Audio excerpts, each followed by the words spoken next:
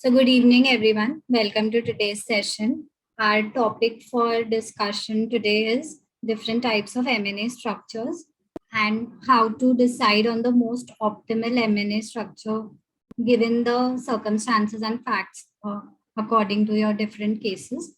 We would be learning that by going through what are the advantages and disadvantages of different types of M&A structures.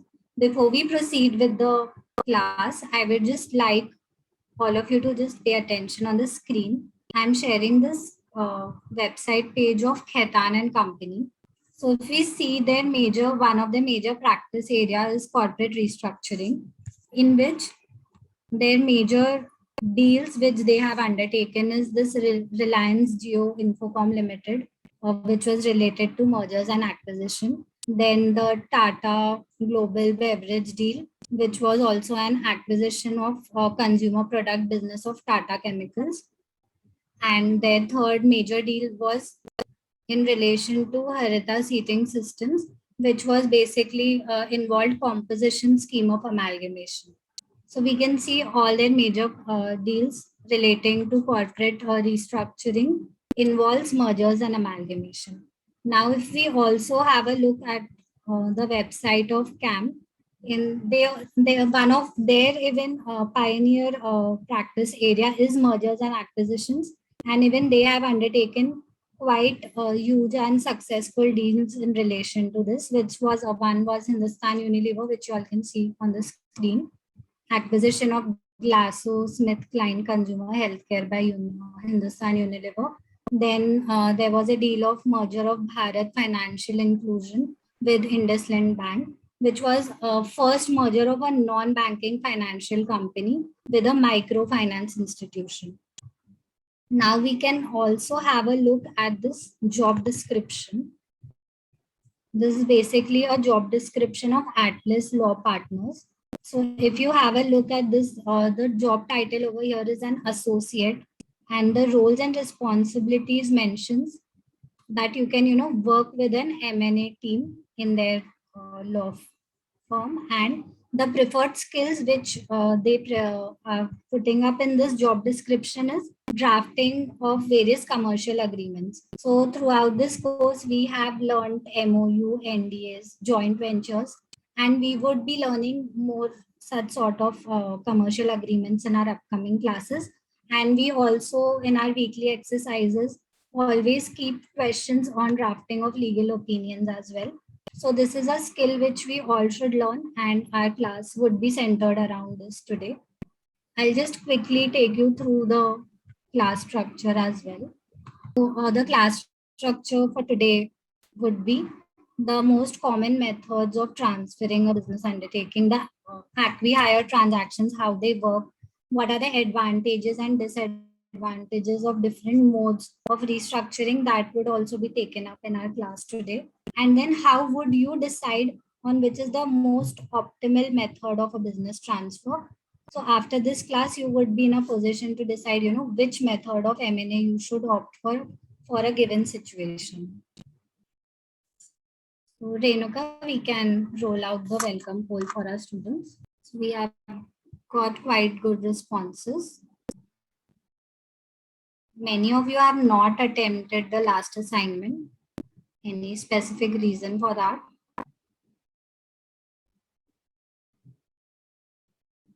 You should actually, we would really appreciate, if you attempt your assignments, it would give you a clarity regarding the concept as well. So we have Sarthak Singh Deo today with us, who would be taking up the concept session for us today on different M&A structures and the most optimal to choose from. So before we proceed, I would just request, if you have any doubts in between the session, you can put it up in the chat box, and we would be taking up all your queries at the end of the session. And we would also be having a pop quiz after the concept session is done. So please pay attention to that as well, and make sure that you are aware of all the concepts being taken up in the class.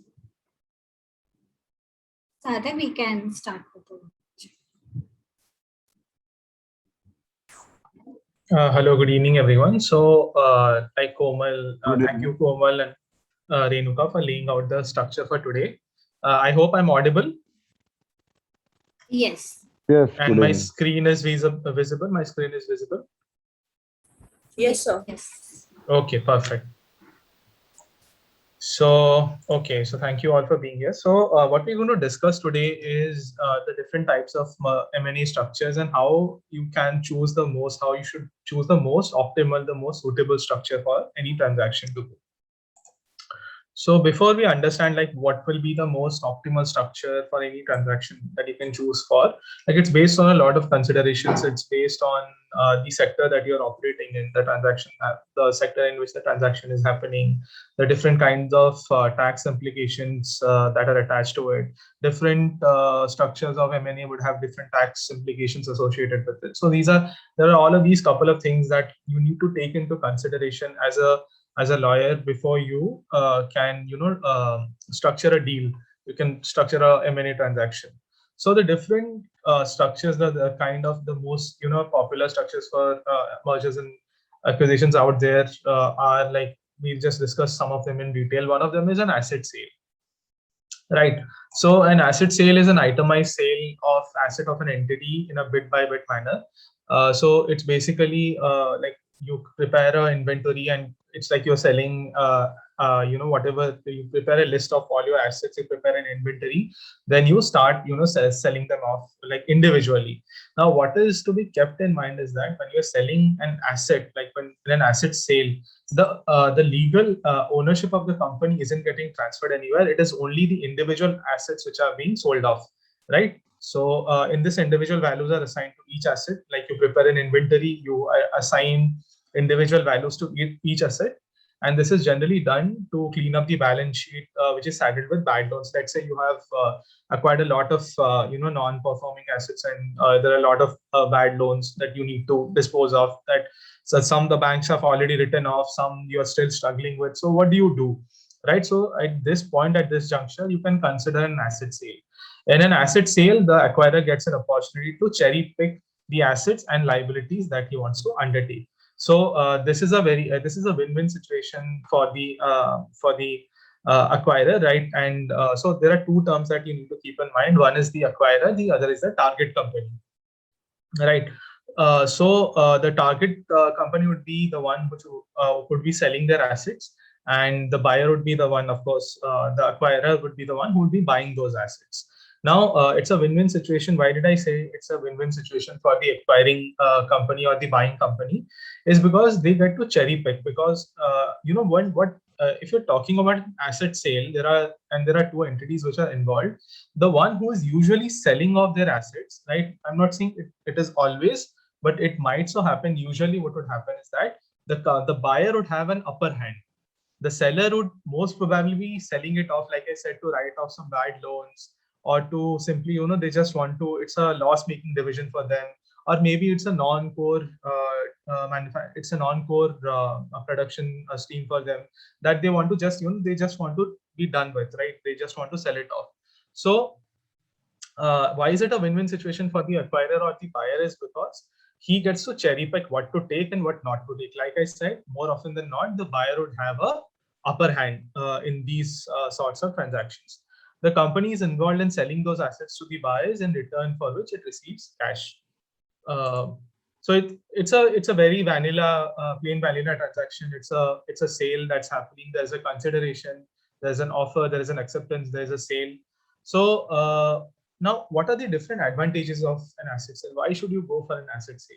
And towards the end, we'll also take a look at like some recent examples where some slum sales, some asset sales. We'll be talking about a slum sale also during the course of this session.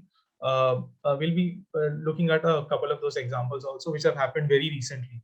So, what are the different advantages of an asset sale? So, like I said, the buyer, it's a win-win situation for the buyer. Of course, he can cherry pick the assets and liabilities. There are lesser chances that the buyer will pick unforeseen liabilities that may be lurking in the target company, right? Because before you do so, I know we are not going to get into due diligence. We are not going to get into too much of detail into due diligence. You might have a separate module on that.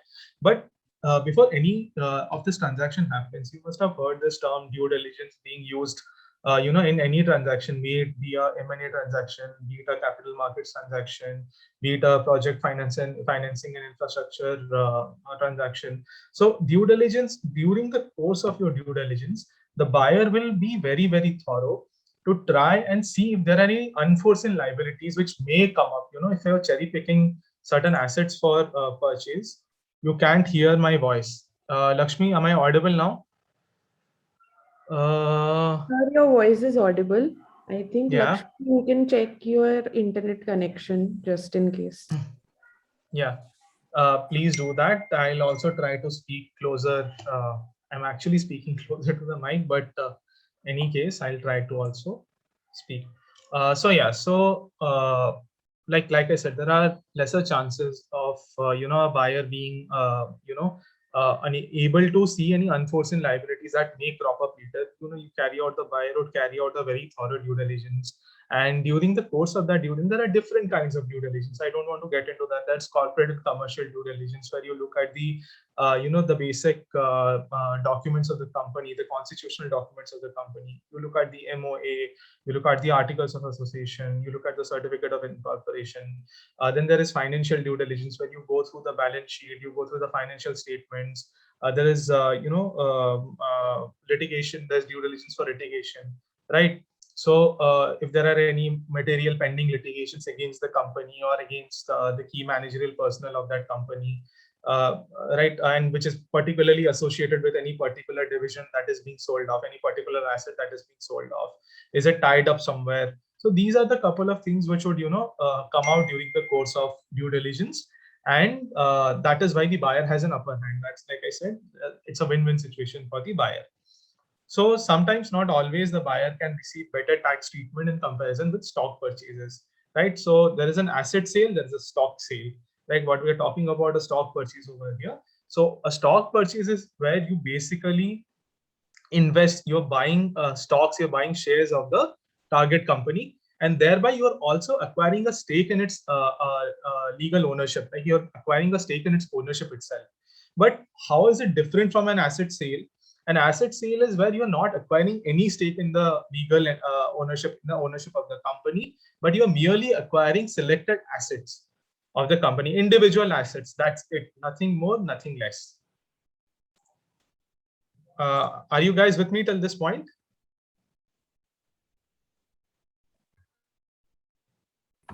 Yes, sir. Yeah. So who can tell me, like, what is an asset sale and how is it different from a stock sale? Sir, just like Reliance Communication pulled off his entire network communication equipments and all to Jio. Okay. This is the asset sale of any company. Right. So that's like an asset government is selling all the PSU assets or leasing the PSU assets to the private firms, like oil pipe gas lines and oil pipe gas lines as well, and BSNL network equipment. Right, and what is a characteristic, difference in that? Like, how is a asset sale different from a, so I'll ask a very simple question. Is there any, change in legal Sir, somebody has to mute because somebody's on. Yes, thank you so much, Kamaljeet. So, if I ask a very basic question, is there any change in ownership of a company during an asset sale? No. Perfect. So yeah, and how is it different from a stock sale, if I may ask? When we do a stock sale or purchase, we just have a stake in the company, right? And but more importantly, stake in what of the company? In kind of ownership. Through what? Share capital, sir. Exactly. That's the answer I was looking for. Thank you so much. So far you guys are good. So far we are on board. Right, so I think we can just. Sir, can you please explain the third point of the previous slide? Sure. Which one are you talking about? Are you talking about this? Third point of the advantages of asset sale. This one, there are less chances that the buyer will take unforeseen liabilities that may be lurking in the target company. Is this what you're talking about? Yeah. Yes, so Of course. So what we are talking about here, Darshi, is that during an asset sale, like I clearly said, the buying company usually has an upper hand because the selling company would not sell anyways if they did not need to sell, right? If they, like I said, they would be probably writing, they want to just do away with some bad loans that they have, or they just want to sell off that asset, that division. They want to just sell off some equipment, some machinery, something that's only creating a lot of depreciation on their balance sheet, right? If the longer it stays, the value of those assets keeps on depreciating, right?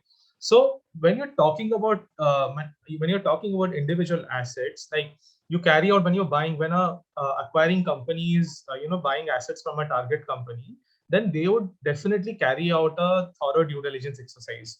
Let me put it in a very simple, I'll give you a very crude example. If you're buying a parcel of land from somebody, right? So you do carry out some basic due diligence, don't you? Like you try to find out if the person who's selling you that land, does he have right title ownership, right? Is it a disputed piece of land? Is it a government segregated land? So you try to find out certain things, right? So during an asset sale also, the buyer would carry out thorough due diligence, and there is a lesser chance that he would miss out on any such thing. And I mean, there's not a lot of scope for the seller to hide anything from the buyer. That is what I meant over here. Does that answer your question, Darshi? Okay, Darshi. Okay, fine. So, yep, always welcome.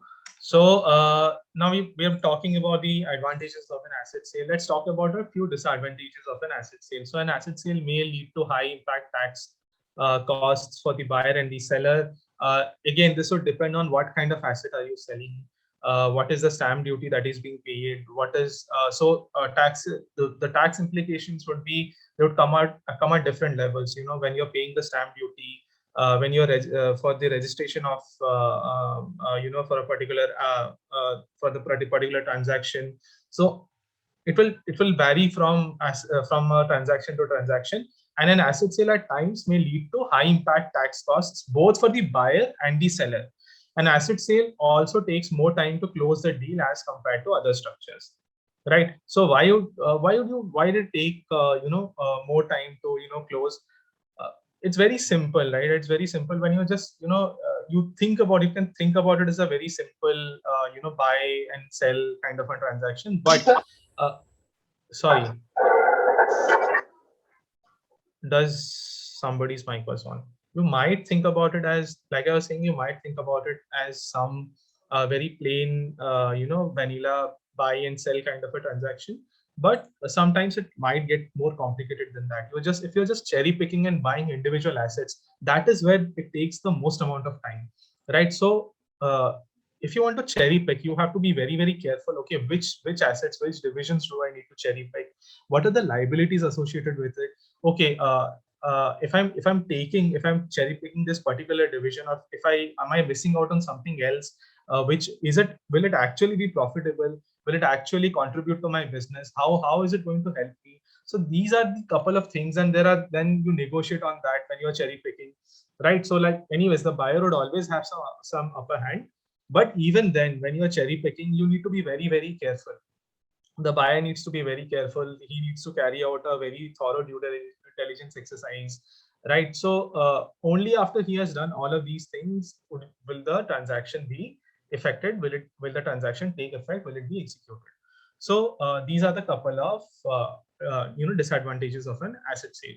So then there is something called a share sale, what we were talking about earlier, stock purchase. So shares represent the complete underlying value of the assets and liabilities of the company. Share acquisition is one of the most common modes of acquiring a company. In a share sale, the acquirer looks to secure the entity which houses the business as well as the setup. When the target has made a name for itself in the market and established a loyal customer base, acquirers will be looking to acquire the company as well as the business. So basically what's happening here, like we were talking about, unlike an asset sale, the acquirer is also acquiring a legal ownership of the target company by investing directly in the shares of the company or in the share capital of the company. Now, what are the advantages of a share sale? Taxes on share sale will be comparatively less, especially for the seller. You need to take a look at the Income Tax Act of 1961 exactly to how share sales are taxed, sale of shares are taxed exactly. The share sale is a deal which is less time consuming since negotiations are less complicated. It's either you want to buy this much of stake in the company, and that's all that you need to think about at any given point of time. You're not cherry picking anything. And the best part and the worst part of it is that the entire share capital, the entire equity of the company, that is a combination of, in a way, if you're in a manner of speaking, it is the entire combination of all the assets and liabilities that you're talking about, that the target company already has. That is being, all the assets and liabilities are being represented in the form of its share capital. So you can call it a good thing, you can call it a bad thing. I would call it a good thing for the seller. I'll call it a bad thing for the buyer, because you may or may not be able to figure out what are those specific assets and liabilities, right? But what are the disadvantages on that point? In a share sale, the legal or financial liabilities may accompany. So like I said, you may not be able to pinpoint what liabilities that you're taking on. In a share sale, an uncooperative minority shareholder can create a problem. But this problem lately has been largely is being addressed by shareholders agreements, right? So if any of you have already attended a session on how to draft a shareholders agreement and what are the key clauses in a shareholders agreement, so all of you must have heard about drag along and tag along rights. So majority shareholders have something called a drag along right in a shareholders agreement, wherein they can drag along these minority shareholders if they are not willing to let go of their shares.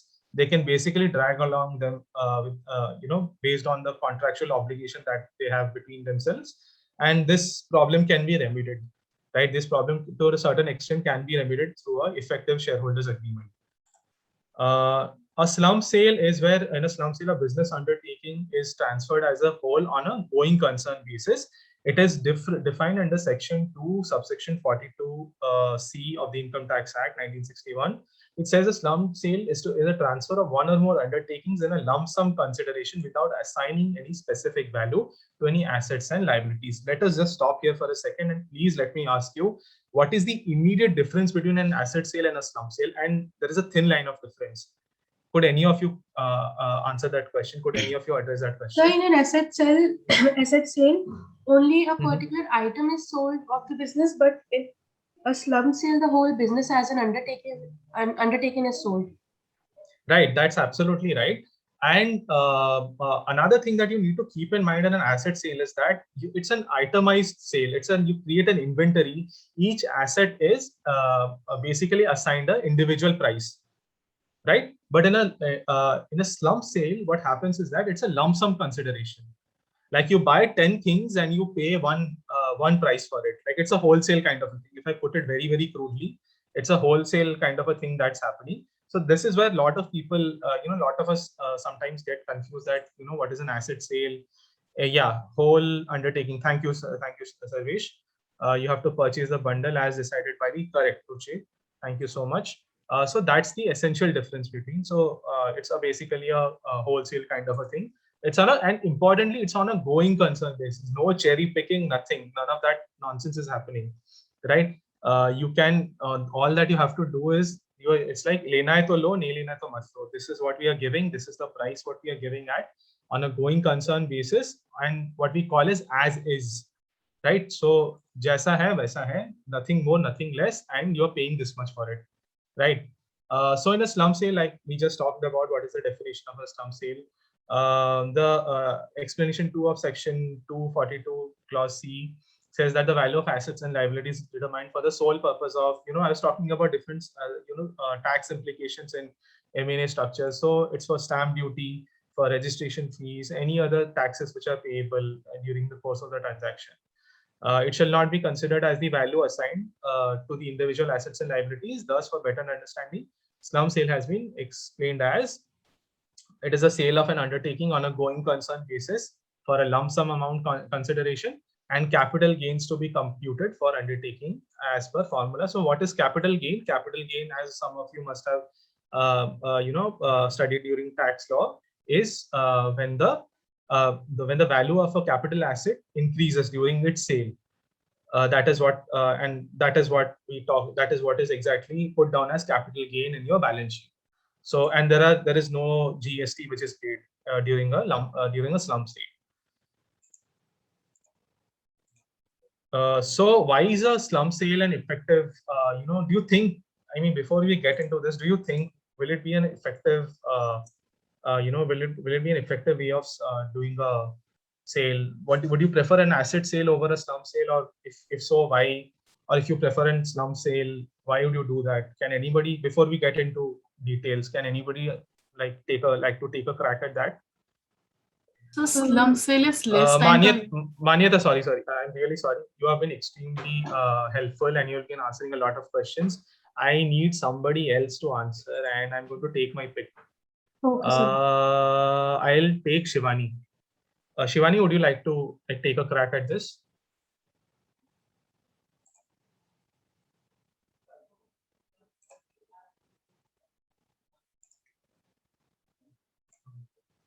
Okay, Shivani. I hope you're able to hear me. If you can just type out your answer, or how about Saurav? So slump sale is when a company needs to sell out most of its undertaking, while an asset sale is when a particular asset is being sold. And I think in slump sale the amount would be much more larger comparative to a asset sale, and lesser negotiation time would be required for the same. Okay. You're getting there. For slump sale, lesser negotiation would be there. Sir, we can consider Nokia selling Linux to, sorry, not Linux, what operating system to Microsoft as a slump sale? Okay. No, are you asking or are you telling me? I mean, asking, sir. No, I think it would be more of an asset sale, Yashraj, because you're just clearly selling one operating system. Okay, sir. Right. Yes. So okay. So let's see if could somebody please? Thank you so much. Mute your mic, sir. If the buyer wants to go for multiple business options, buyer can think of purchasing a new undertaking, kind of diversification. Yeah, Harsha, but you can also purchase a new undertaking through a slump sale. I mean, but that is what we are trying to get at here. So let's try and find out, okay, which is better and why. So when slump sale, why is a slump sale an effective strategy to undertake a business? So when a purchaser wants to expand its already existing business, or the purchaser wants to diversify its existing business, they can go for a slump sale.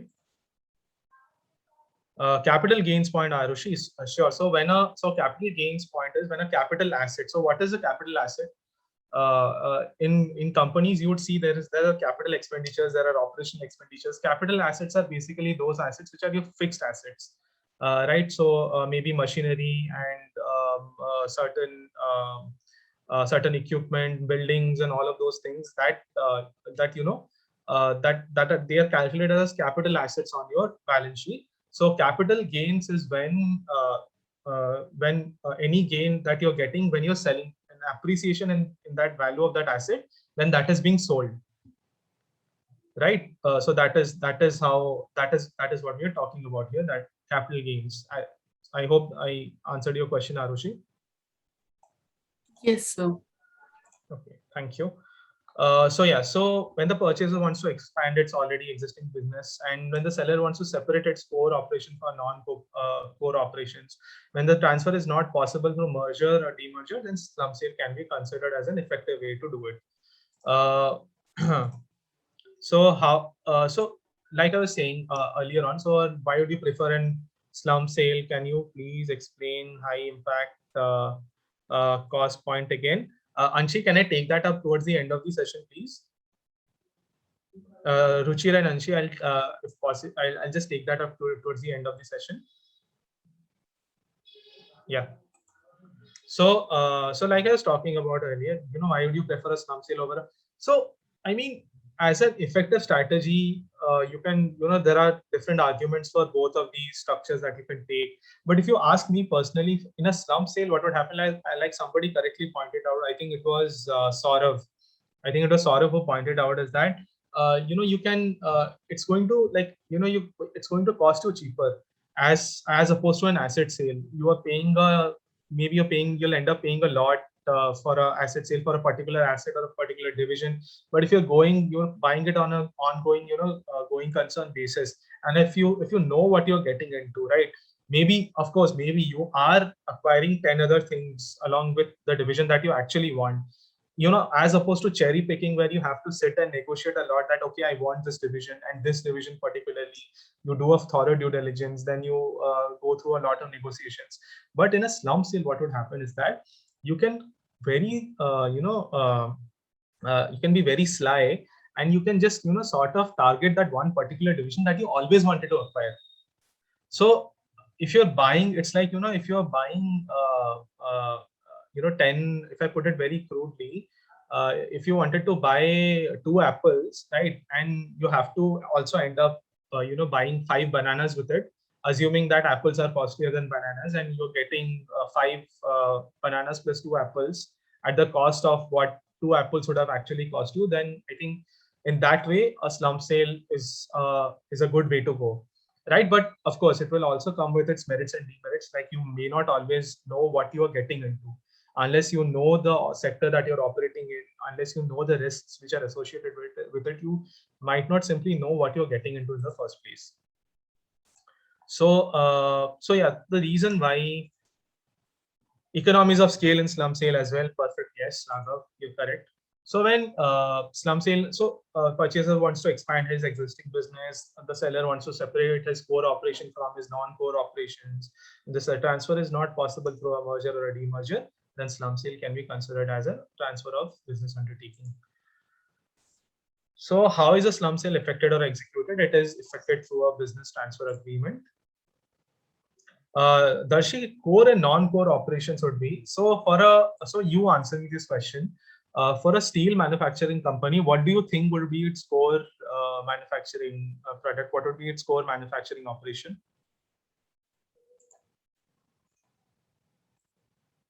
For a steel manufacturing company. Steel, correct. So let's say there's a steel manufacturing company. They also have a division which very surprisingly manufactures, I don't know, maybe textile or some other thing, some non-related product which is not directly related with steel, right? So yeah, cement, for example, right? Let's say a steel manufacturing company, or I'll give you a better example also. All of you know about how you know about copper manufacturing companies, right? So if you go and look at the process for copper manufacturing, you would also see that a large amount of gypsum is generated during that process, right? Don't ask me how. I looked at it a long back, but all that I know is that, yeah, as a byproduct, gypsum is generated, and even phosphoric acid is also generated during that byproduct, right? So let's say a copper manufacturing company also has a division which especially sells gypsum and phosphoric acid, right? So for the copper manufacturing company, its core operations would be copper manufacturing, and its non-core operations would be phosphoric acid and gypsum, whatever, right? Yeah, provides aluminium for medicine packaging. So yeah, like sir, Reliance Petroleum provide kerosene as well. And yeah, Reliance Petroleum. Yeah, exactly. But even then, jet fuel would even then fall somehow into its core this thing. But I'm talking about, like, these are still related products, Yashraj. I'm talking about where it would be completely opposite products. Like, it has nothing much to do with its main manufacturing business. Okay. Right. So I hope that I answered your question. Yes, sir. Totally. Yeah. So how is a slump sale effected or executed? So like we were talking about, it's done through a business transfer agreement. In this, the list of assets, liabilities, contracts, employees which would be transferred from seller to buyer is prepared. It also includes clauses like conditions precedent, representations and warranties from the seller, The lump sum consideration which is to be paid, business transfer agreements can be negotiated and can be executed within 1 to 2 months. This is another reason why you should go for a slump sale. Conceiving the slump, sections 230 to 232 of the Companies Act would deal with slump sale and how it can be done. So basically, you sign a business transfer agreement. There are certain conditions precedent set into that, like, if you do this, if you do that, there are certain rights and obligations on both the parties. If you're doing, both the parties would agree to that, then that is how the sale would become effective. Yes, Arushi, you can. Sometimes people sell non-core products through, like, divisions through slump sale also. That is a good way to get rid of it if you want to do it. So so it's basically a slump sale is executed through a business transfer agreement. Now let's talk about an amalgamation. We have been looking at different.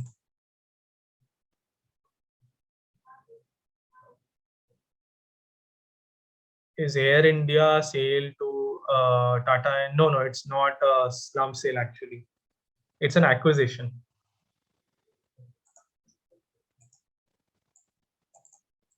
So amalgamation, in an amalgamation, there is a combination of 2 or more entities. So there is an entity A, there is entity B. They're coming together to form a new legal entity. Let's call it legal entity C, right? So now what is interesting is that after this new legal entity C, is formed, then the identities of A and B would simply stand dissolved. Like entity A and entity B would no longer continue to survive. So there would be only one new entity, which is entity C. So the assets and liabilities of the entities involved are also combined into the new entity form. As defined in the Income Tax Act of 1961, amalgamation is the merger of one or more companies with another company, or a merger of 2 or more companies to form a new company. But mind you, in this process, the entities which are combining, their existence is dissolved. Their legal identity ceases to exist. Please remember that. There is a lot of us, we get confused between a merger and an amalgamation. They're not the same thing. A merger and an amalgamation is not the same thing. We can discuss that concept later on also. But yeah, remember, so can anybody quickly tell me, what happens in an amalgamation? What is the key characteristic of an amalgamation? Arushi? The two company when amalgamate, then the identity of the both company was legally ceases to exist. So it continues identity. Yeah, but are you saying the combining the entities which combine to form a new entity, their identities it stands dissolved? Is that what you're saying?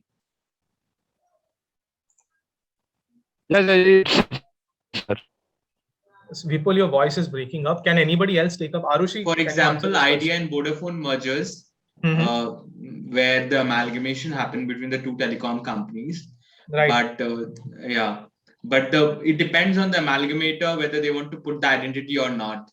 Like whether they want to continue with the same structure or they want to have a new structure. Okay, close enough. Arushi?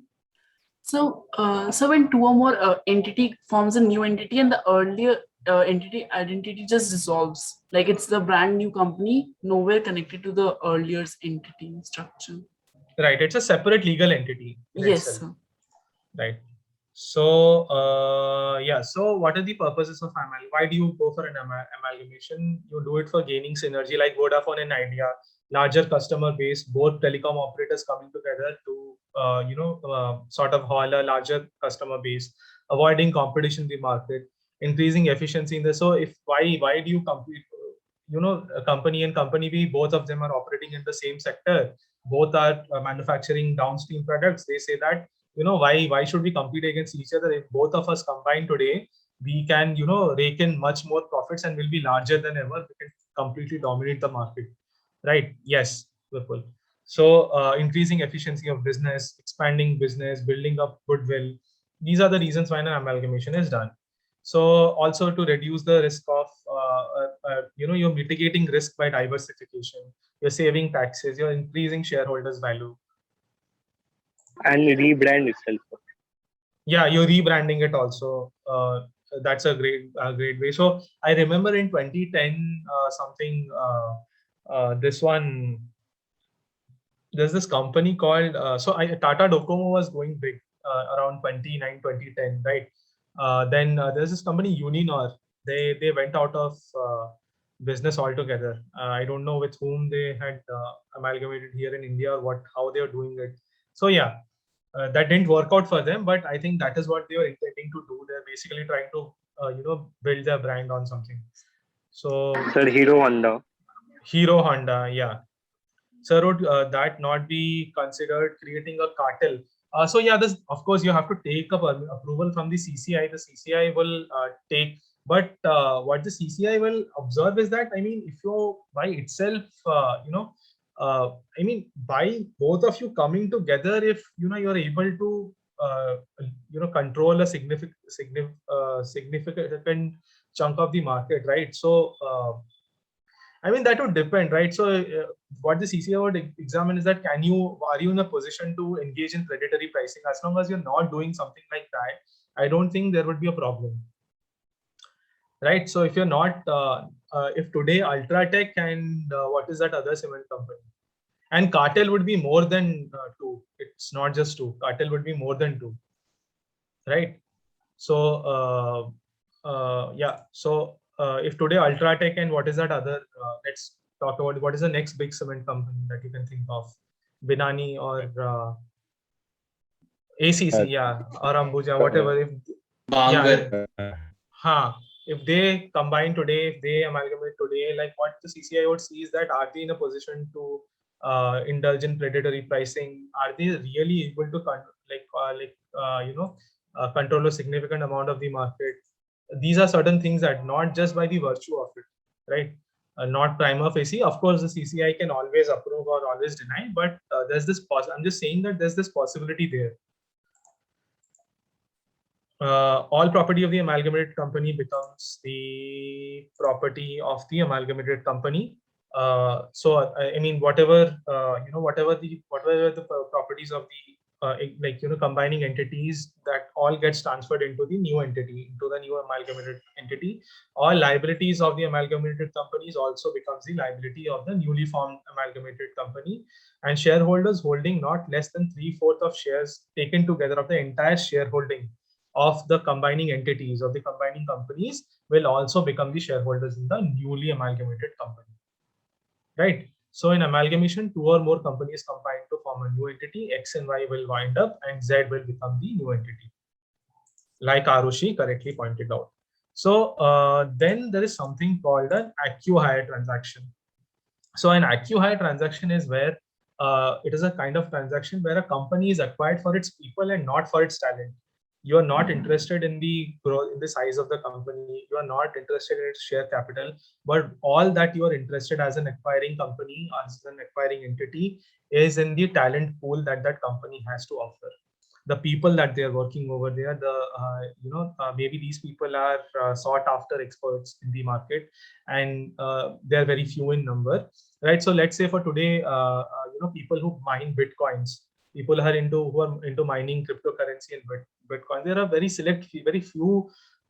few individuals on this planet will be. I think that's at least my understanding, my limited understanding, that very few individuals have that intellectual capacity to sit and solve a series of complex mathematical equations and problems to mine bitcoins, right? So if there is I'm just assuming, let's say there's a company, there's a startup which is only in the business of mining bitcoins.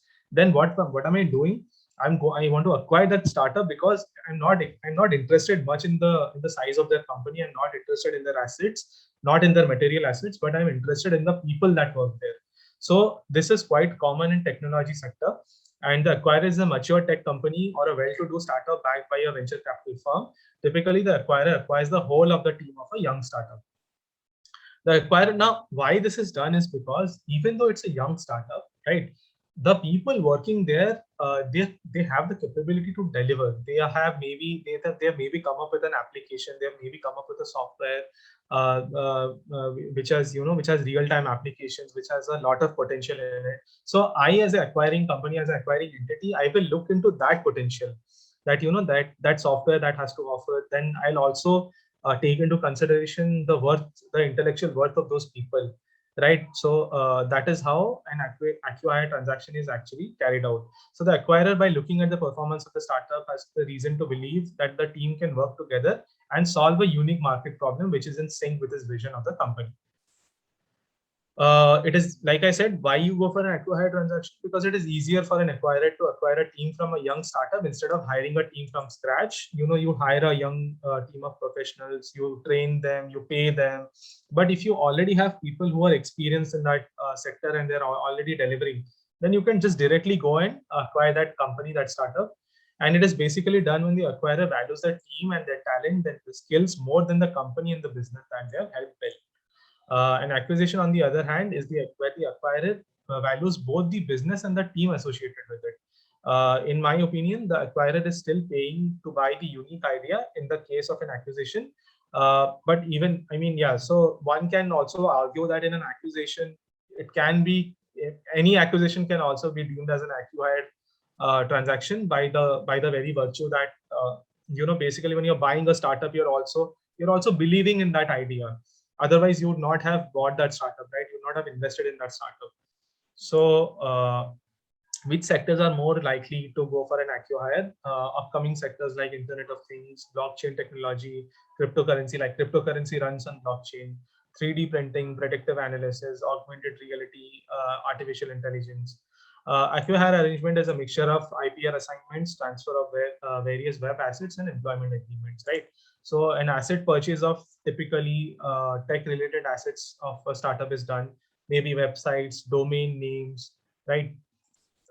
Intellectual property assignment. Let's say these people are, the team that you're looking to hire, that you're looking to acquire, they're working on a very specific application, on a very specific software. And you need that software in your company, right? If you want to continue to expand in that sector, right? You want to scale up your business using their talent pool, then you also need that application that they have already developed. So that is where an IP assignment agreement would come into place. Then because you're basically acquiring talent pool, you're acquiring human resource, you also need to sort of execute an employment agreement where you need to take care of their stock option plan, any other incentives that you need to give them so that they come and join your company. Consideration for all the work and assets that has already been done, that is something that is paid to the promoters of the company, right? So basically you are taking everything from them. You're taking their talent pool, you're taking their intellectual property. So they must get something, right? They must get something out of it. And so whatever work the startup has already done, whatever assets they have already invested in, what this company is acquiring, right, along with its talent pool, so they'll be paid some consideration for it. Sure, Raghav. Yeah. Anything particular you wanted to see over here?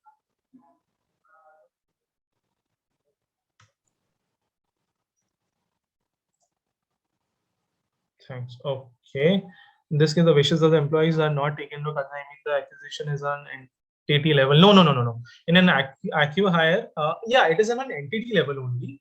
But so the employees are, like I said, so you're the certain incentives which are given to employees. You give them proper incentives. You give them a good ESOP plan.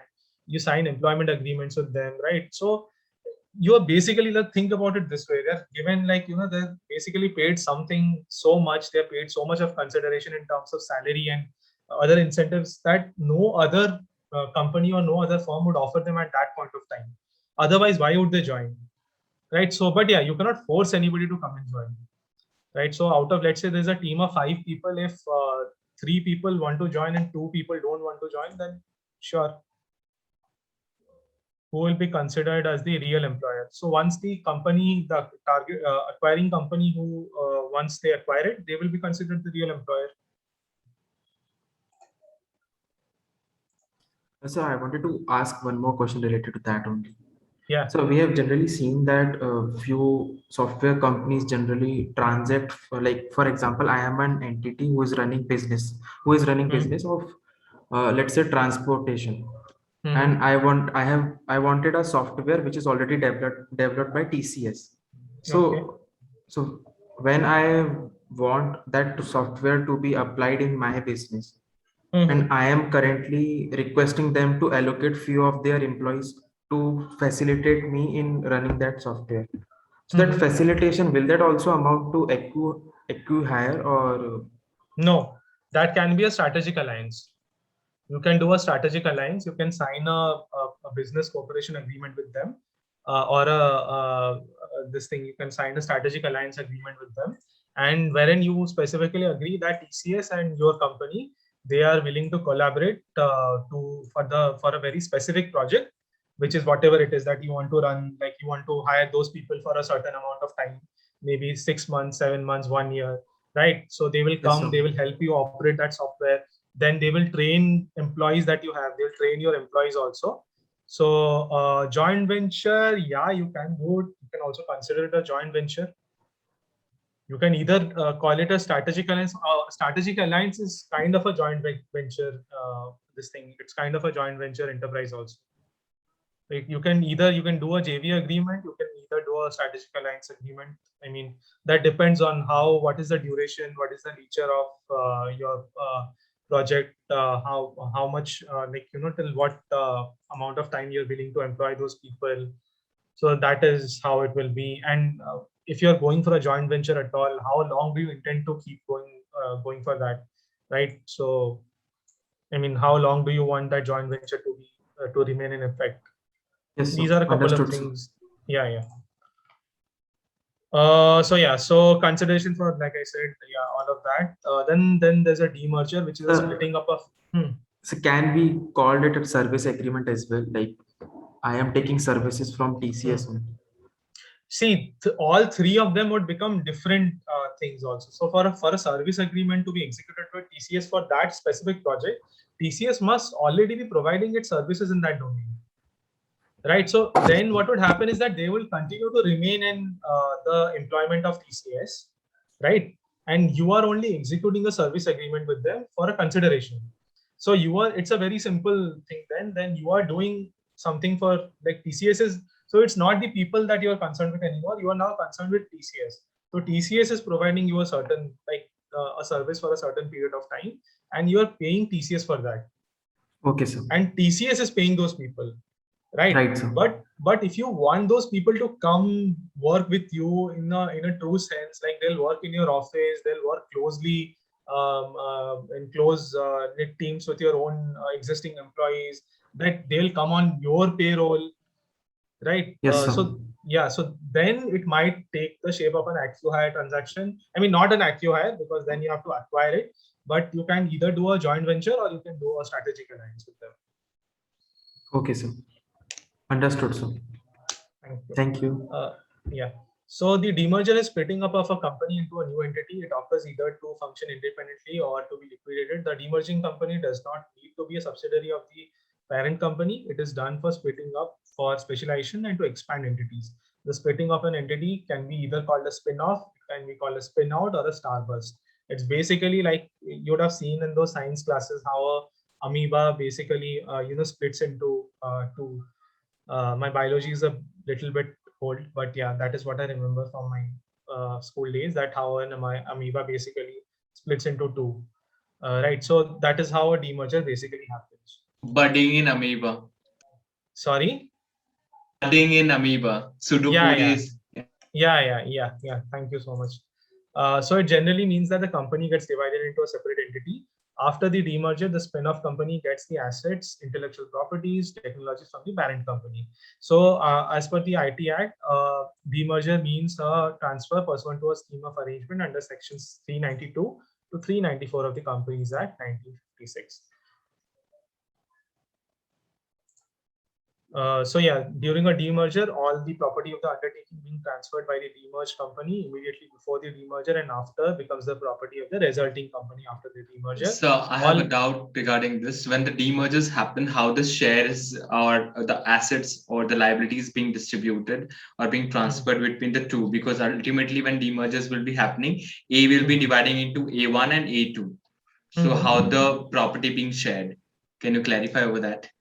How the assets and liabilities. So first off, both of them will start off by having new accounts altogether. Like both of them will have a separate book of accounts. That is the first thing.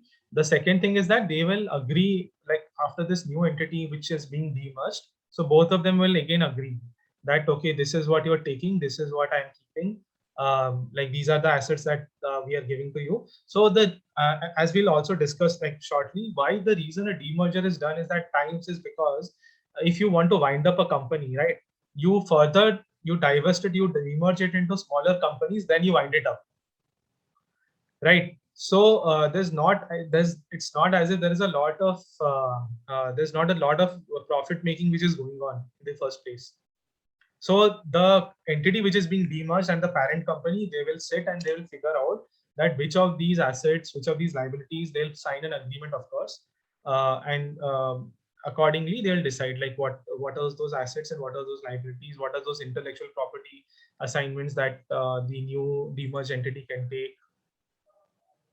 Any example of demerger? I can't suddenly think of anything, but yeah, there are plenty of examples right now. Just I'll do something. I'll share something at the end of. There are a couple of live examples also that I have.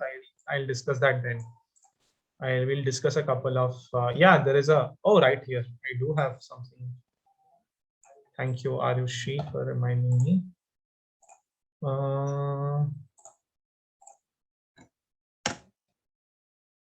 Yeah, Piramal Enterprises approved scheme for pharma business demerger. I will just share this link with all of you right now so that you can just read. Okay, fine, Arushi. Sir, liability will first pay off or asset will be divided first? Sir? Sorry. Sir, if the demerger company is having any liability, it will be firstly paid off, then the asset will be divided. Not necessarily. I mean, if you can, like, when you say pay off, like you can pay off a loan or you can pay off something, but you can't always pay off, like let's say there's a capital asset that you have that is depreciating on your book of accounts, right? So the only way that you can get rid of it is to transfer it to a new company. If you are cleaning, if I as a parent company, I am getting rid of my bad debts and all of those things, or any depreciation, any capital asset which is gaining, which is depreciating on my book of accounts, then I will transfer it to my newly demerged company. Problem solved. Thank you, sir. Right. Yeah. So where we were. Yeah. So so this is what we're talking about. Advantages of a demerger: it helps to concentrate on core competency of the company. And after the demerger, each company will have its own balance sheet and can raise its own funds. This will lead the demerged company become accountable on its own account. It helps in increasing capitalization, right? So something which was depreciating on my book of accounts, once it goes to my demerged company, that is where it may appreciate. So now Section 232 of the Companies Act covers the process of merger and acquisition. It also briefly talks about demerger. So the different modes of demerger are by virtue of an agreement which is entered into by promoters, by a scheme of arrangement with the court's approval, then demerger and voluntary winding up. The company which has demerged itself into several companies after splitting up can wind up voluntarily under sections 484 to 498 of the Companies Act 1956. Now, these are the basic 2-3 modes how a demerger happens, right? Yeah. So so for different structures of M&A. So what you are basically looking at, there are a lot of rules that, lot of law that you have to take into consideration. Also, a lot of it is dependent on the regulators. Like if you are looking at approval from Competition Commission of India, you're looking at the Competition Act. If you are looking for if you're looking for a cross-border border merger. Yes, competition law is also missing. Sorry. Sir, you can also mention the competition law as well here in this slide. I can mention that. I'm just coming to that. So, I'll mention that right now. Competition Act. So for Competition Act, there is Section 31. There is Section Section 42, 43, 44 of the Competition Act 2002. Sorry. For RBI, if you're doing a cross-border merger, there are RBI cross-border regulations. Could you please excuse me for 1 second? I'm sorry. Komal, just give me 1 minute.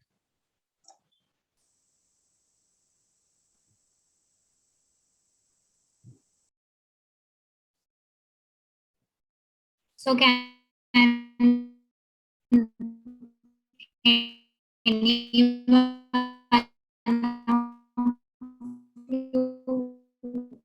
explain me in 2 lines for an acqui-hire instead of any other structure? Ma'am, whatever you spoke, the voice got into breaking, right?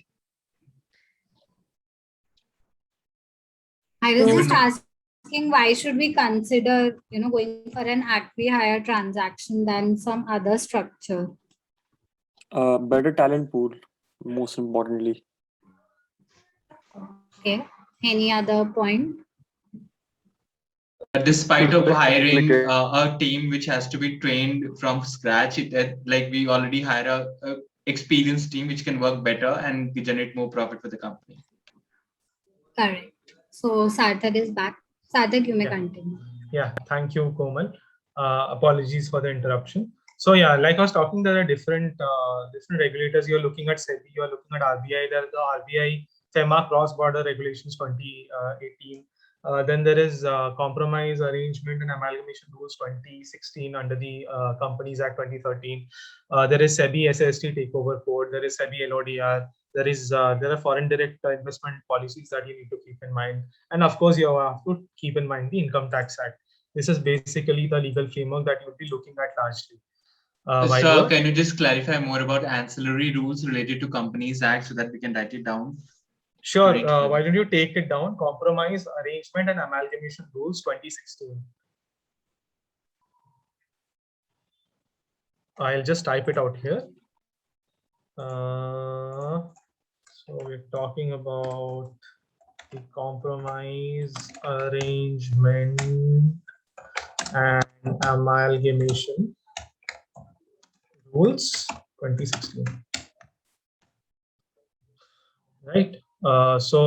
This basically, if you look at this rules, they prescribe the procedure for a tribunal-based, NCLT-based way of a merger. So with relevant form filings and all of those things. So you can refer to this. Okay. So steps involved in an M&A transaction. So depends on, there are two ways of doing it. One is by a private arrangement. The second is by a tribunal-based approach that you can take. So if you're doing it by a private arrangement, these are contractual arrangements between a buyer and a seller, subject to receipt of necessary regulatory approvals, maybe like from CCI or from SEBI. They typically take the form of share acquisitions, like we just discussed about, asset transfers or asset sales, business sales. Share acquisitions can be done through a share purchase agreement from existing shareholders or through a share subscription agreement, right? Then the second mode of doing it is through the NCLT. This involves a formulation. You prepare a merger scheme of merger, amalgamation, demerger, business sale. For NCLT, in case of only when your voice is breaking up. Going to be lost, so in loss. Sorry, your voice is breaking up. Could you, if possible, type it out, please? I'm not able to hear clearly.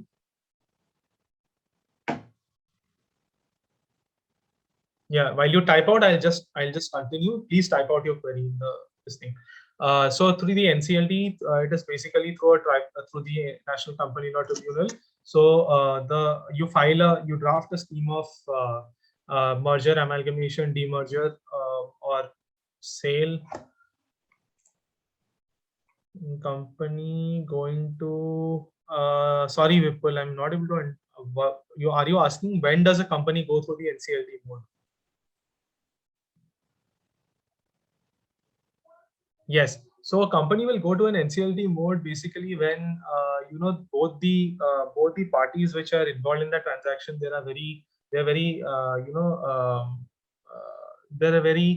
how do I put it? They're very large players, right? And they are maybe immediate their business rivals, their competitors, and somehow they have planned to enter into a transactional arrangement, right? So they can go through the court process.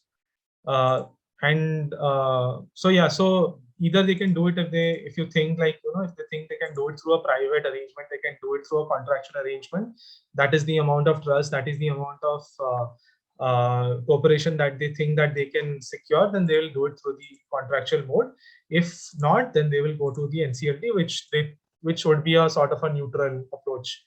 So the process for transactions is statutorily prescribed and involves approval by different sectoral regulators, like different sectors in which these entities are operating. Maybe if it's insurance companies, then you are looking at IRDAI, then approval by shareholders and creditors of both those companies, approval by the stock exchanges and SEBI if it is a listed company. These are listed companies which are going for a merger or an amalgamation.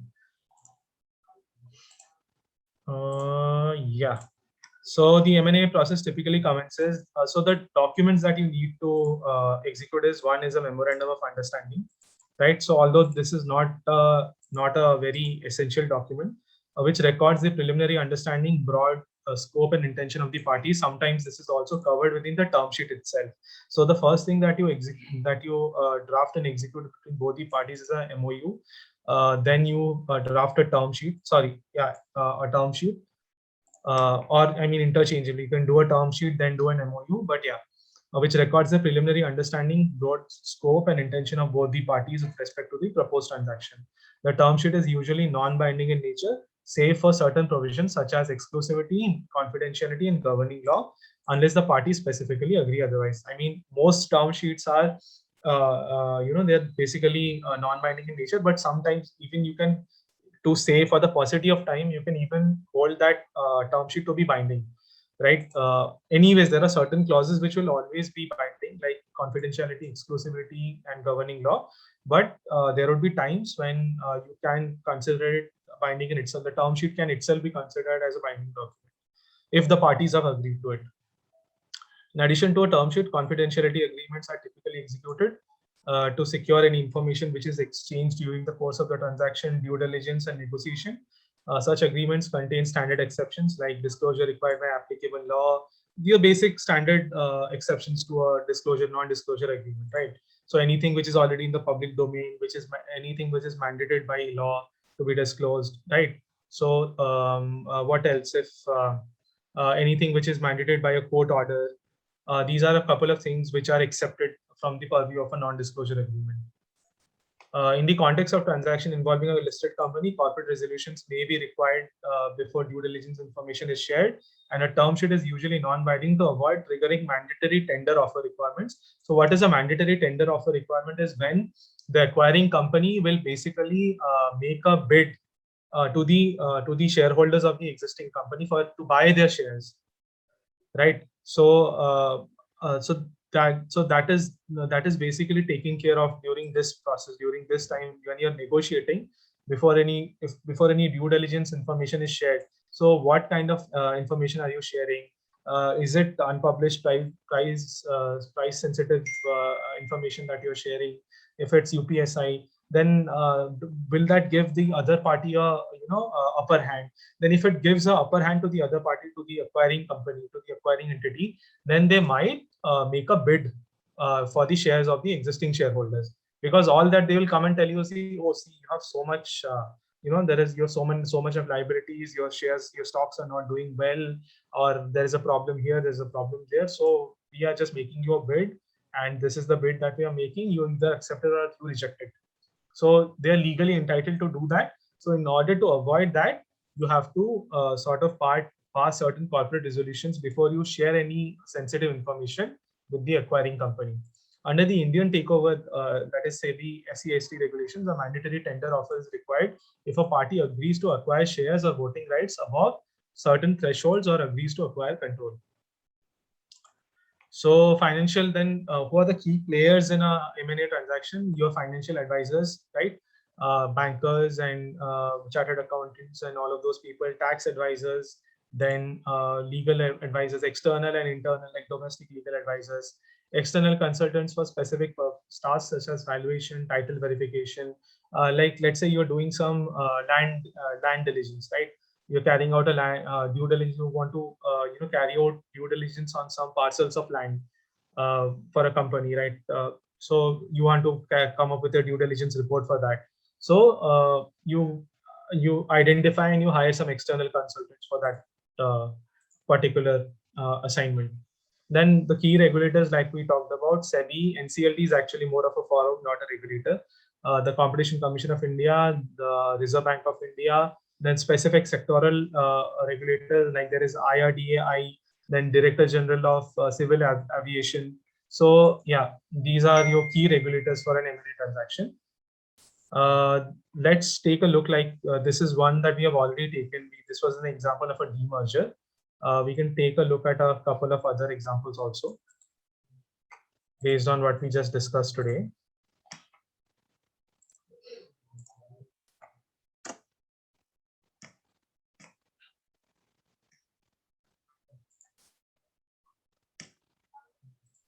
It's so slow. Yeah, so Tata Steel BSL fixes record date for scheme of amalgamation as fixed 16 November 2021 as the record of purpose of determining the shareholders of Tata Steel BSL who shall be entitled to receive fully paid up equity shares of Tata Steel in the share exchange ratio as per the scheme of amalgamation. Right. So then we have this one.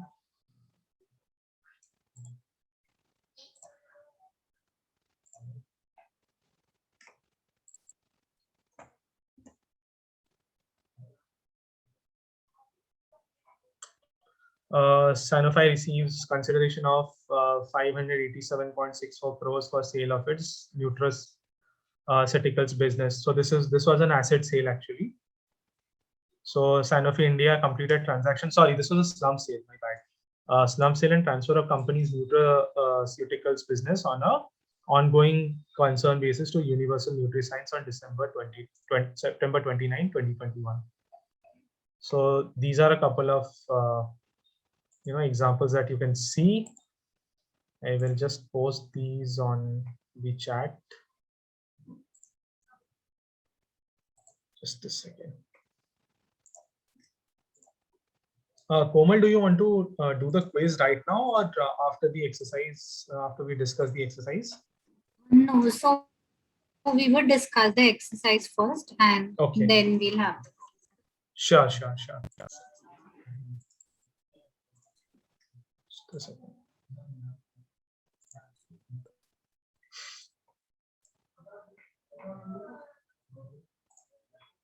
Excuse me, sir. Yeah. Sir, in asset sale, can you explain better tax treatment? Sorry, better what? Better tax treatment, sir. So the last one. Let us discuss the assignment. Let's have the quiz. Then I'll take up these queries one by one. Okay, sir. Thank you. Yeah. Okay. Just a second. I think I've stopped sharing my screen, right? Just a second. Yes. I hope my screen is visible now.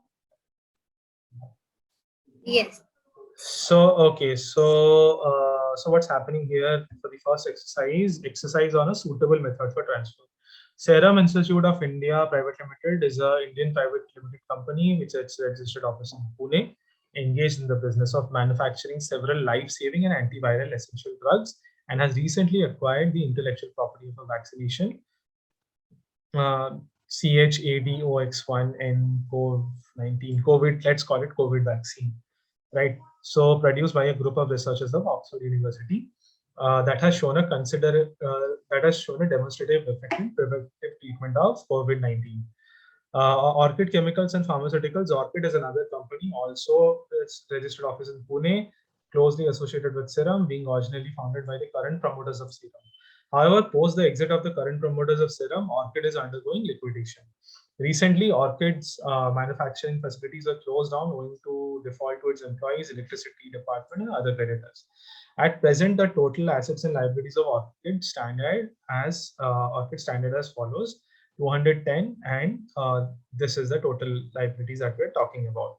So Serum wants to scale up production of life-saving and essential medicines by synergizing Orchid's manufacturing facility and its licensing and intellectual property rights to manufacture COVID-19 vaccine. Since time is of the essence and manufacturing the essential COVID-19 vaccine, Serum is interested in acquiring the manufacturing facilities of Orchid at the earliest.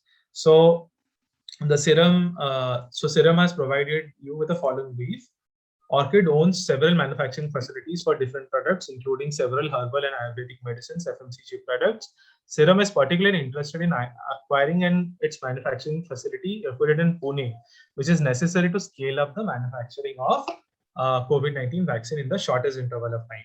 So please remember, the different structures that we discussed today, and what is the intention of the transaction, right? So if you could see here, Serum is in a hurry to sort of acquire Orchid's manufacturing facility in Pune. So keep that in mind. Please keep that in mind. You might become excited and think about an asset sale, but also keep in mind the different structures that we discussed today. And remember that time is of essence here while you're choosing a structure. So Orchid has not cleared electricity dues, employee dues for almost 3 years since it has been closed. Serum is open to the possibility of discharging all pending dues of employees in the interest of quickly restarting manufacturing facilities. Serum would want to continue with both the supply chain and regulatory approvals of Orchid. For this question, you have to assume there is an inter se consensus between various creditors and management of Orchid regarding the proposed transaction. So you have to, going through this matrix, matrix, you have to suggest a viable structure for acquisition of Orchid by Serum. So like we just discussed today, keep in mind different implications. Like you have to remember, the first and foremost thing that you need to keep in mind here is that there are two things, mind you have to keep in mind. One is that Serum is specifically interested to, they're interested to acquire a very specific division or asset of Orchid. That is the first thing that you need to keep in mind. The second thing that you need to keep in mind is that time is of the essence. They want to do it quickly. So if you focus on these two things, I think you will be able to arrive at a decisive structure, the most efficient, the most suitable structure for this transaction. Keep these two things in mind. Then queries raised by Serum. What is the most optimal structure to acquire? Like I said, keep these two things in mind. Serum wants to start manufacturing in the shortest possible time. Serum wants to take over the entire business in a running condition, including all the liabilities. Okay, so in a running condition, including all the liabilities. Here's another hint for you, right? So does it sound familiar with going concern? Think about it. I'm not giving you answers here. I'm just giving you ideas. So what would be the comparative cost implication of the structure chosen on Serum, and what would be the best way to minimize these costs? What would be the implication on the employees, especially workmen, as per your chosen structure? Will the workmen be forced to continue to work on the same terms and conditions? Assuming, remember, implication of employees, especially workmen. We're not talking about white-collar employees. We're talking about workmen. Assuming you have been engaged by Serum as its counsel, draft a legal opinion advising Serum on the transaction. In the event you're proposing to use capitalized terms, I mean, whatever terms that you use, if you're capitalizing terms, please define those terms. Also, kindly clearly mention the assumptions that you'll be making while Serum is advising Serum on the transaction. The second question, what would be the comparative cost implications on the structure chosen on Serum, and what would be the best way to win? So what are the tax implications? Is this what you're talking about? Manyata? Okay. So, so what are the different tax implications? What is the amount of stamp duty that might be paid, right? So, I mean, if you're going, keep in mind the different assets and liabilities. Like, for instance, how much will it be beneficial to go for a slump sale, or will it be beneficial to go for an asset sale, right?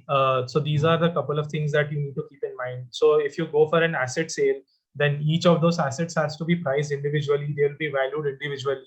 Accordingly, the price may go up, right? So think of those things when you think of a viable structure.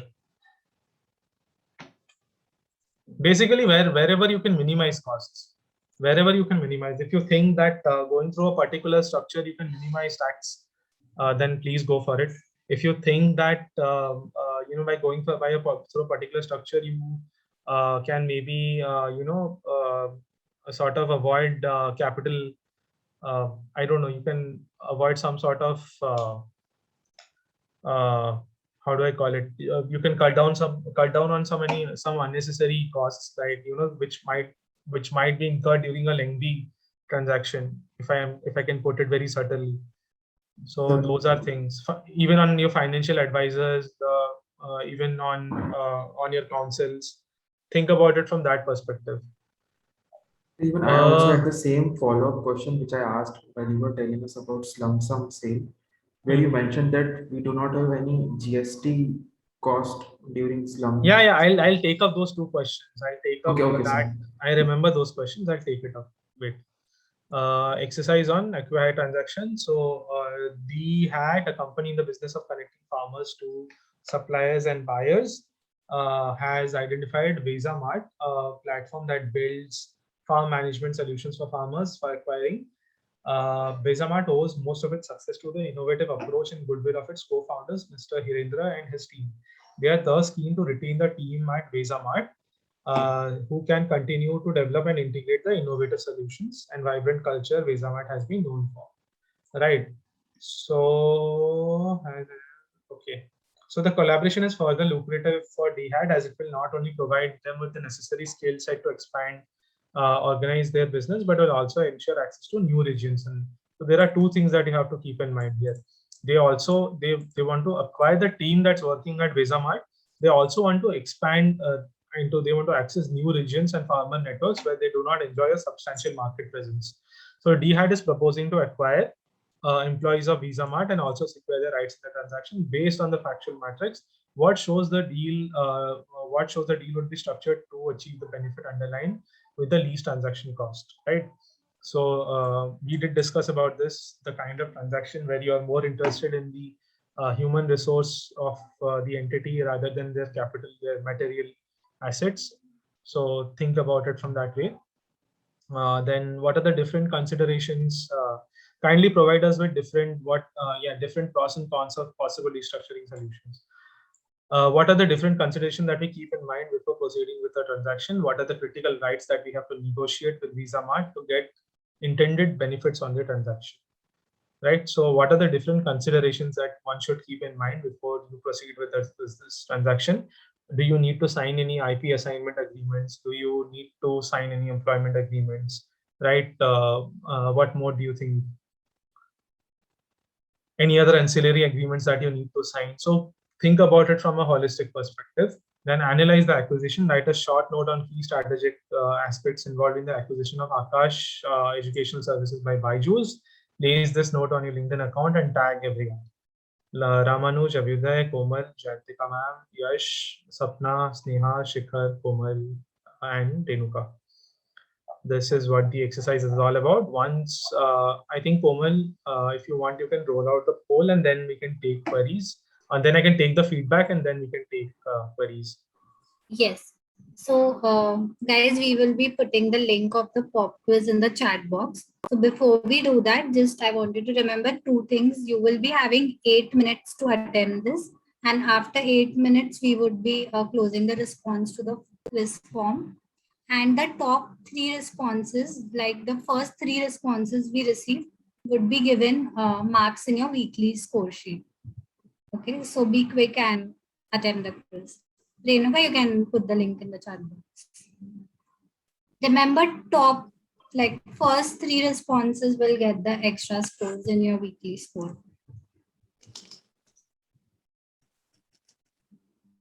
And your time has started 8 minutes from now.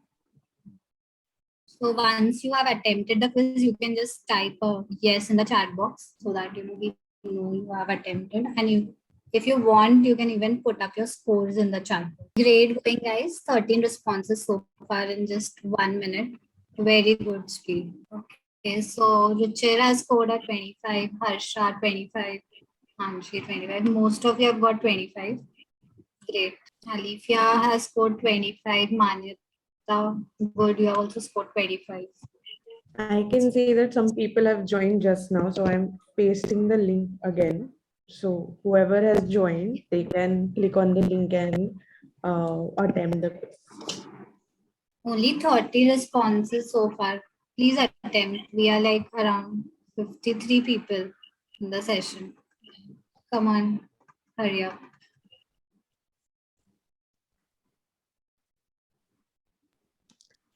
Sampa, since you are unable to open it, just try refreshing your browser and adding your name and your email. Last 3 minutes. Those of you who have not attempted the quiz, kindly do so. We'll be closing it in the next 3 minutes.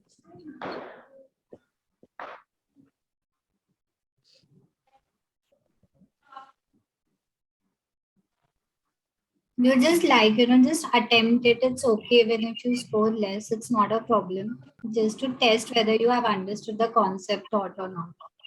So please, those who are not attempting it, go ahead and give it a try.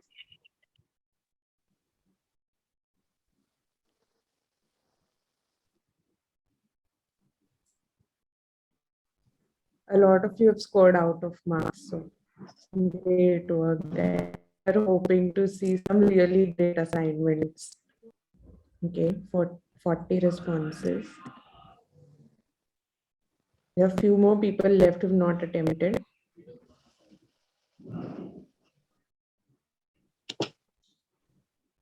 Great work, everyone. Just last 2 minutes. Still, we have 8 to 10 people who have not attempted. Please go ahead. So, are you all enjoying this pop quiz? Like, do you think it's a good practice to have this pop quiz after every session we conduct? That's nice.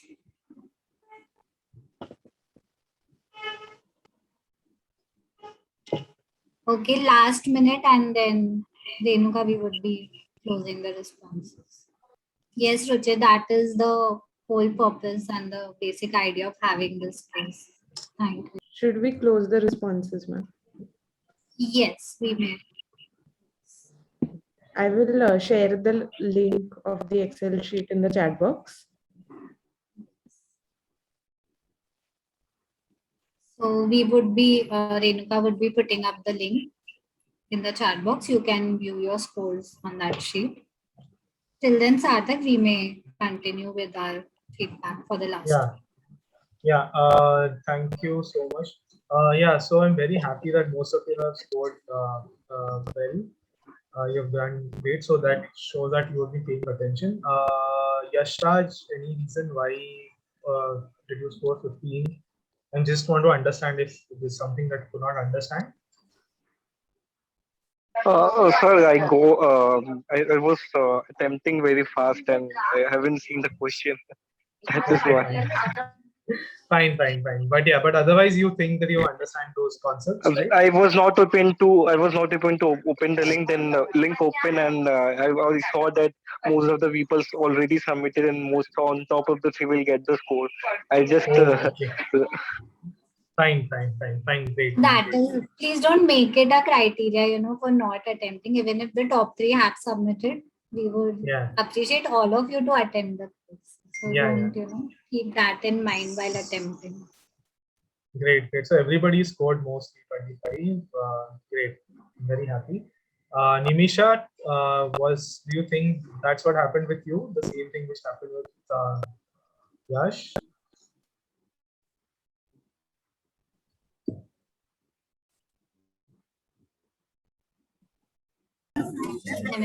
Yes, sir. I said, did the same thing happen with you also? What happened with Yash? Were you attempting the quiz too fast? Okay.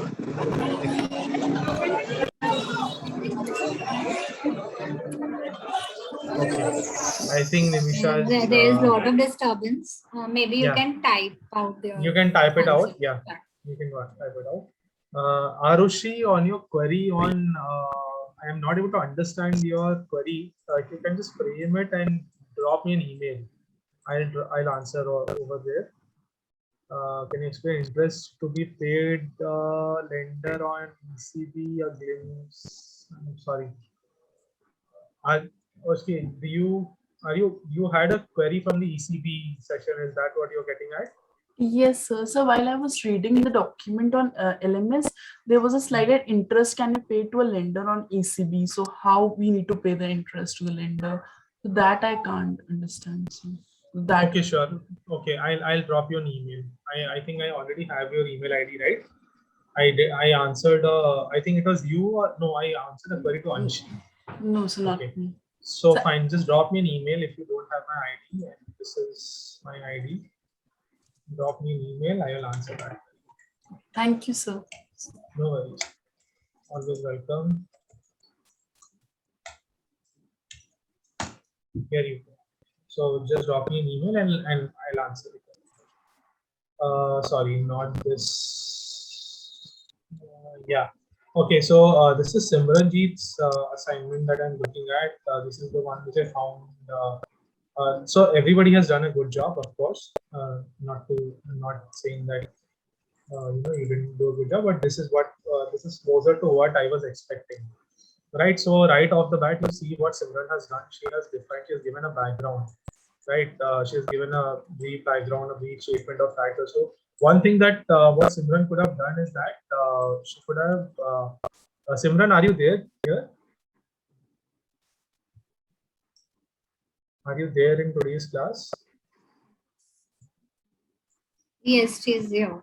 She is here. Okay. Simran, I'm just using your draft. I hope I have your permission. I just found it to be good enough, so that's why I'm just using this. Yeah. So thank you so much, Simran. So she's done a good job of how it actually wanted to. Not that others have not done. You also have done a very good job. But what I was expecting from this assignment used to, for example, defining certain terms. I keep on repeating this, right? A lot of you have gone to a lot of pain of creating a different section with terms and definitions. So don't do that. That's a time-consuming affair in any document that you draft today, tomorrow, anywhere that you go. Keep on defining terms as you go. This is a very time effect. You can save a lot of effective use of your time. You can save a lot of time. This is a very time-saving exercise that you can do. Go on defining as you go. So she has given a background of facts, right? Then what you should have done here, Simran, is one thing. What she could have done is that she could have used some numbering over here, like choose whatever numbering. Why is numbering important in any document? We'll come to the law and all. That is fine. The law, all of you are more than capable of interpreting and writing. I always say that. But it is the presentation that we need to focus on. That is ultimately what your clients are looking for, right?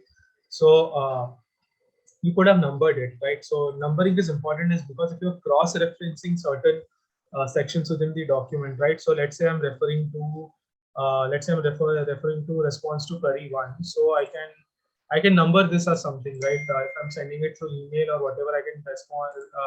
I can refer it to as point number 1, point number 2, something like that later on during the throughout the document.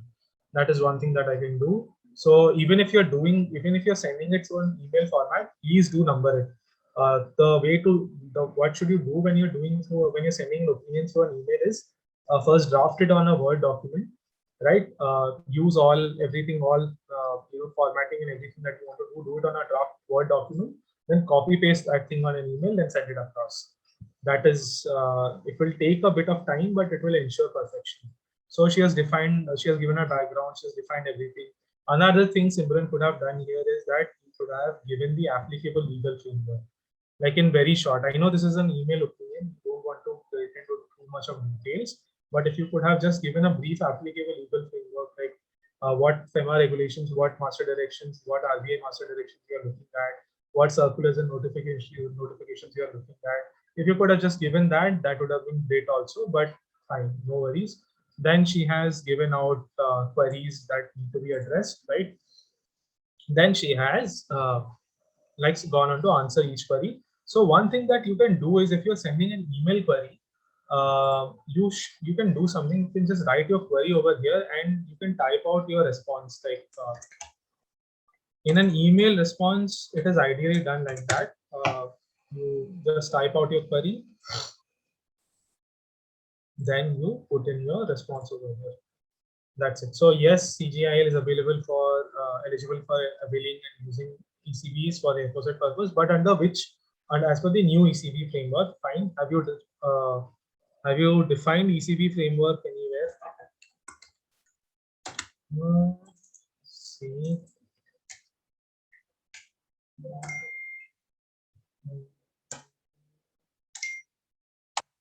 Okay.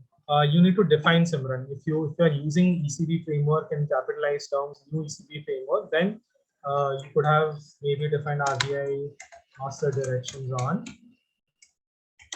on external commercial borrowings.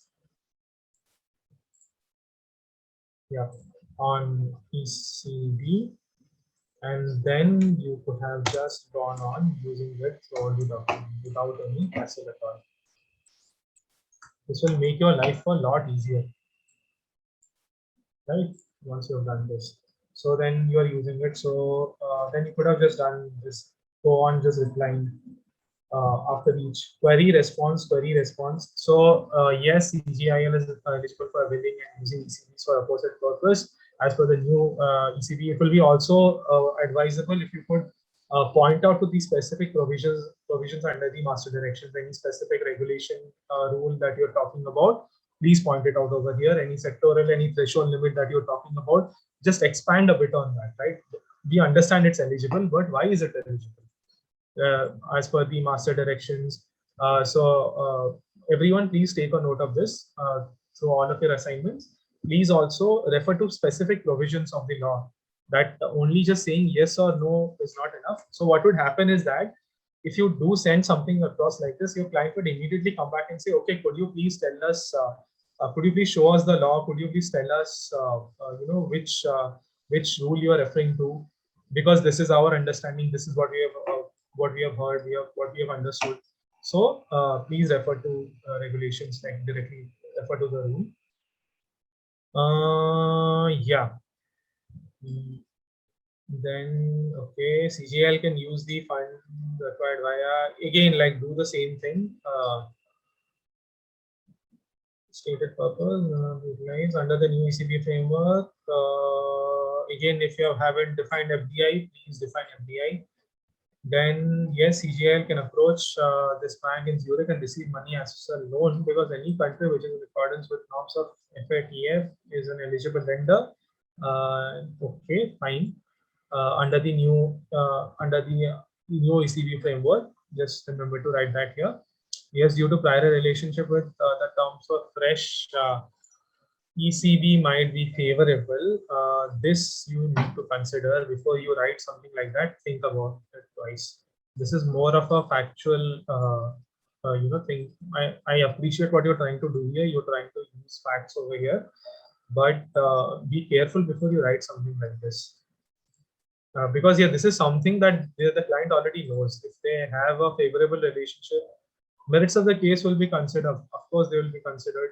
So my advice to you would be, don't write this expressly. This is not something you should write, but you can write that you can probably, if I would have been in your place, I would have chose not to write this here. I would have rather told them over a call that you will have favorable terms. So there are certain restrictions as to which country ECB providing bank should belong to. The restrictions are those countries. Got it. Enumerate the reporting requirements. Great. Form, okay, is required to be submitted. But yeah.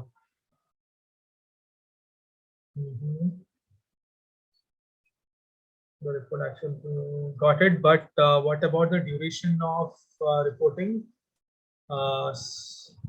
Simranjeet, like what about filing those quarterly returns and all? That is something that you should have written here.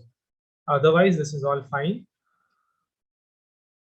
And this disclaimer is also, this is a nice touch. You can also add it in the form of standard qualifications, right? You can, it's essentially the same thing what you'll be writing, that basically what you're saying here is that whatever opinion that you're giving right here is based on the existing statement of facts that you have received and on the existing law. And this opinion is subject to change as per change in law and change in circumstances. This is all that you need to do, and then that's it. Otherwise, this was well done. And just keep those pointers in mind. Right. So I think we can take queries. Yes. So you all can one by one ask your queries. Yeah. Arushi, Ruchir, you all had certain queries. Yes, ma'am. So may I? Yeah, go ahead. So in asset sale, the point was sometimes the buyer can receive better tax treatment in comparison with stock purchase. Can you please explain this? Yeah, under asset. Yes, sir. So, okay, so without getting into too much of technicalities of the taxation laws which are applicable here. Okay. So, sorry, somebody's mic is on. Yeah, thank you. So, without getting into too much of technicality, so better tax treatment would be what is the amount of tax that you would pay if you are purchasing, if like both for the seller and the buyer. If you are ultimately, so you have to look at it that from this perspective, under the Income Tax Act, how is it going to be taxed? Right? Under the Income Tax Act and under the GST regime, how is a purchase of share or a sale of share, how is it going to be taxed? And how are sale, purchase of an asset, of an individual asset, how is it going to be taxed? And then you take that into consideration. Let's say if you are acquiring, let's say 15-20% stake in a company through its share capital, then what is the amount of tax that you're paying there as compared to you acquiring just one individual asset of a company? Okay, sir. Yes, sir. So do you mean in asset sale we can get less tax and as compared to share sale? I'm not. I'll have to check the schedule for that, but I can answer this question in a way. Like this will also answer Ruchir's question. So Ruchir was asking that why don't you have a requirement for slums GST in slum sale, right, Ruchir? Yes, sir. Right. So the answer to that question is that so what is GST basically applicable on? So on various goods. Right. On goods and services. On goods and services. Right. So so GST, would you if I would say that GST is applicable on the supply of goods, will that be correct? No. No, sir, not supply. GST is applicable. No. GST is applicable on supply of goods. The GST is applicable on sale of any goods. No. Sorry, comment. There's a schedule in under GST, right? So they have clearly laid down. So for like for services, which are the goods and services on which GST is to be levied, right? And there are certain there's a section on supply of certain goods on which GST is applicable, correct? But my interpretation here is that, and this is the interpretation that we have been looking at, is why GST is not applicable in a slum sale, is because if you look at the definition of slum sale under IT Act, under the Income Tax Act, it is sale of a particular undertaking on a going concern basis, right? And that is not concerned. That is under the GST regime, under the schedule for GST.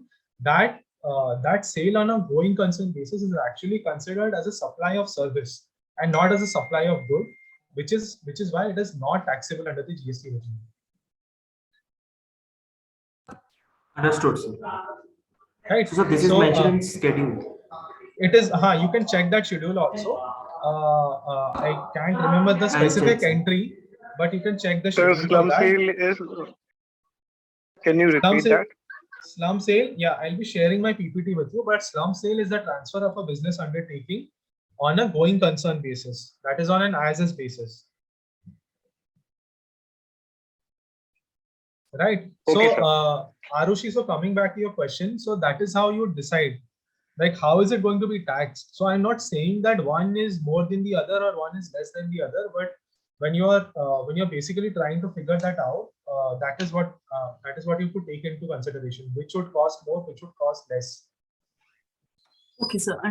Understood, sir. Thank you. Yeah. Any more queries?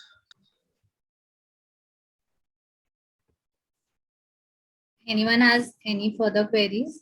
You can clear Even it if you out. can't remember right now, always happy to answer over email. You can have, again, I'm just posting my email ID once more, so that you will have it handy. Some of you do write to me regularly. I'm always happy to answer. So Renuka, we can also roll out the feedback poll for our students. Thank you, Joey. I'm glad you enjoyed it. I would request everyone to please take part in this poll. Renuka, we may end the poll now. Okay. Thank you everyone for attending today's session. Hope you have understood all the concepts taught today, and see you in the next class. Thank you, Thank you, everyone. Sarthak, for today's session. Thank you so much. Always a pleasure. And thank you, everyone. I'm glad you enjoyed today's session. Thank you so much.